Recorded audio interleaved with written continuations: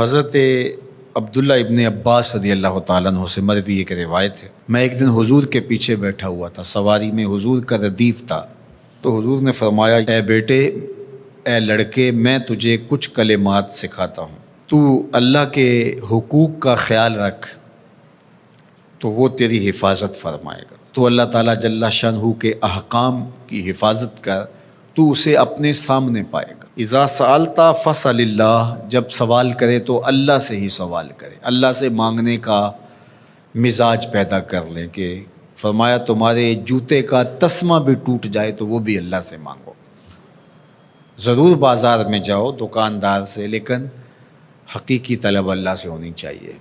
بات بات پہ اللہ سے سوال کرو، بڑی سے بڑی چیز بھی اس سے مانگو، چھوٹی سے چھوٹی چیز بھی اسی سے طلب کرو۔ ہماری ساری ضرورتوں کا کفیل ہمارا رب، ہمارا مالک ہے۔ تو دوسری نصیحت یہ کی کہ جب تو استعانت طلب کرے، مدد طلب کرے تو اللہ سے ہی استعانت طلب کرے۔ وعلم، اور جان کہ اگر ساری امت، سارے لوگ، پوری قوم جمع ہو کے تمہیں فائدہ پہنچانے کی کوشش میں لگ جائیں تو تمہیں وہی فائدہ پہنچا سکتے ہیں جو تیرے لیے تیرے رب نے لکھا ہے۔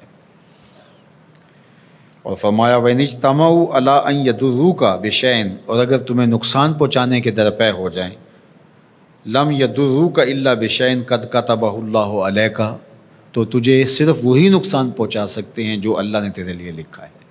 سارا زمانہ بھی مخالف ہو جائے، تیرا کچھ نہیں بگاڑ سکتا۔ ہاں، تیرے مقدر میں اگر کوئی چیز، کوئی بگاڑ لکھا ہے تو وہ ہوگا، اس کا ذریعہ وہ بن جائیں گے۔ تو اس لیے پھر اسی سے مانگو، اسی سے طلب کرو۔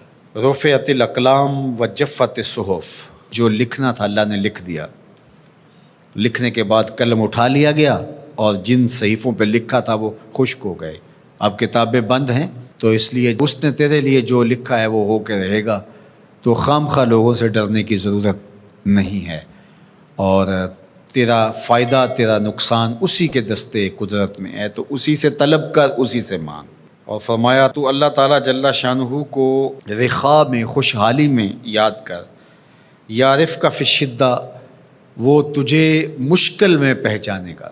یعنی جو شخص خوشحالی کے دور میں اس کے پاس دولت ہے، صحت ہے، تو اللہ تعالیٰ کو فراموش نہیں کرتا، اللہ اس کی بدحالی کے زمانے میں اس کو فراموش نہیں کرتا۔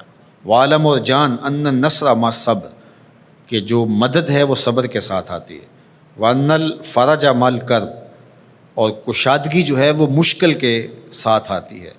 وان مع العسر یسرا، اور سہولت جو ہے وہ مشقت برداشت کرنے کے بعد آتی ہے، تنگی کے بعد فراخی آتی ہے۔ پہلو مشکل پھر تمنا، پہلو کنڈا پھر پھول، شاید مگروں پہلو مکھیاں ڈس دیاں ڈنگ والیاں۔ تو یہ سب ہوتا ہے، مشکلات، تکلیفیں، آلام، مصائب، ان سب سے گزر کر کے آسانیاں آتی ہیں۔ خود حضور کی زندگی دیکھ لیجئے، مدنی زندگی مکی زندگی کے گزرنے کے بعد، طائف کے مراحل کو طے کرنے کے بعد آتی۔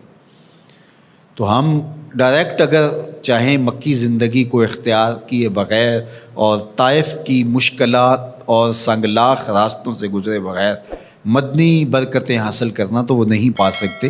تو یہ اللہ تعالیٰ نے ایک نظام رکھا ہوا ہے۔